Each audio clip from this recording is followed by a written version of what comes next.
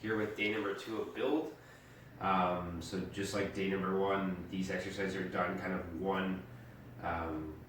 You do one, you do the whole couple sets that's with it. I think the 2 or 3 sets that's with it, and then you go to the next one. They're all done like kind of on their own. So the first one that you have on there is called a lying leg curl. I know most of you guys probably don't have access to a lying leg curl. So there's 2 things that I would recommend for it, or maybe even 3.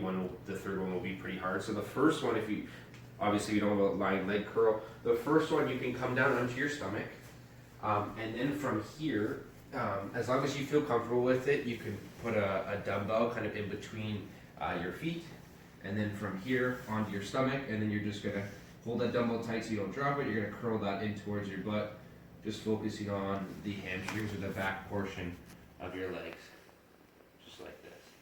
Now, if you don't feel comfortable with that, or you don't have a dumbbell, or you can't really hold it with your feet or whatnot for whatever reason, if you have a stability ball, again, one of those big kind of blow up balls, you can put your feet on top of the stability ball and then basically curl that in, obviously making sure your hips are off the ground and you're making your hamstrings work with that. Now, if you don't have a stability ball and you can't hold that weight or you don't feel comfortable holding that weight, the third option, something a little bit harder. Now, you need to find somewhere that's carpeted or that your heels are going to slide.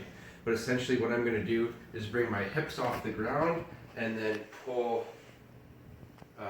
my heels towards my butt and then slowly come back, and then same thing, pulling back.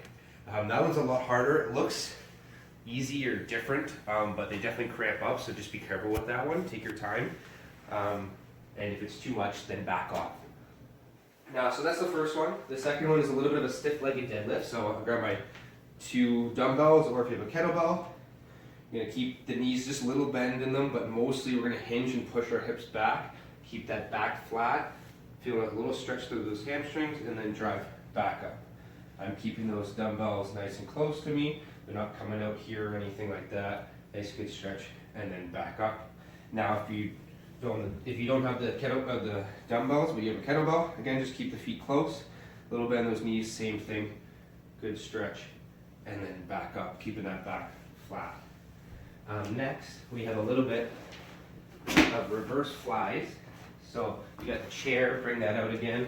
Again, nothing too heavy, so the same dumbbells you're using for your chest flies or presses, maybe bring them down a little bit. Keep that back flat, and then coming up, you see how my pinkies are facing the roof.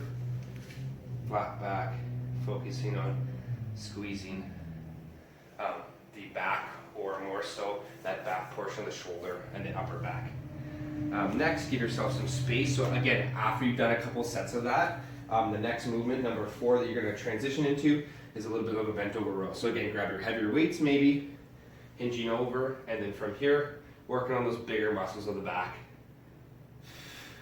Again, just making sure the back's flat and the elbows are tucked in. Nothing too crazy on that one. Number 5 is a little bit of shoulder shrugs. So if you have a heavier dumbbell maybe, I got 2 different ones, so maybe I'll have to switch up after 10 reps on each, but again, we're going to shrug up and then back down, shrug up and then back up. Just working those traps, and then obviously for me, I'll switch, but even 2 the same, then you don't need to worry about that. Just go for the recommended amount of reps on the program. Next is a little bit of an upright row, so as long as your shoulders feel okay and there's no big issues around there, you can focus on bringing the elbows up high and kind of pulling them up towards that chest. Utilizing, again, a little bit of that trap, I feel, a little bit of the shoulder as well.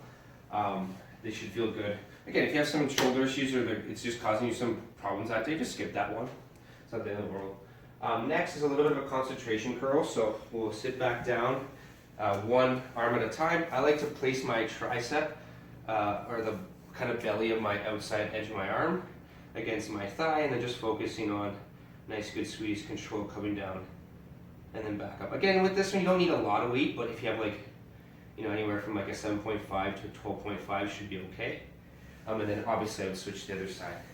Now, number 8, the last one on the list for day number 2, is a little bit of a midline hammer curl. So you're gonna have your elbows close, and then you're just gonna kind of pull in or curl up towards that midline of the chest. Again, nice and tall. Just like that. And with all these exercises, like the foundation and the build and the burn that's coming, if any of the weights are too light, or you only have access to some weights, then just go a few more reps until you kind of get a bit more tired and stuff like that. Just play around with it. I know it says 10 to 12 reps, but if you don't have all the weights or the perfect or the right amount of weight or that exact weight that you need for that one, then just play around with it. If it's a little too heavy, do a little bit less reps. If it's a little bit too light, do a few more reps. Again, thanks for listening, and I'll see you guys for the burn one in a little bit. Bye-bye.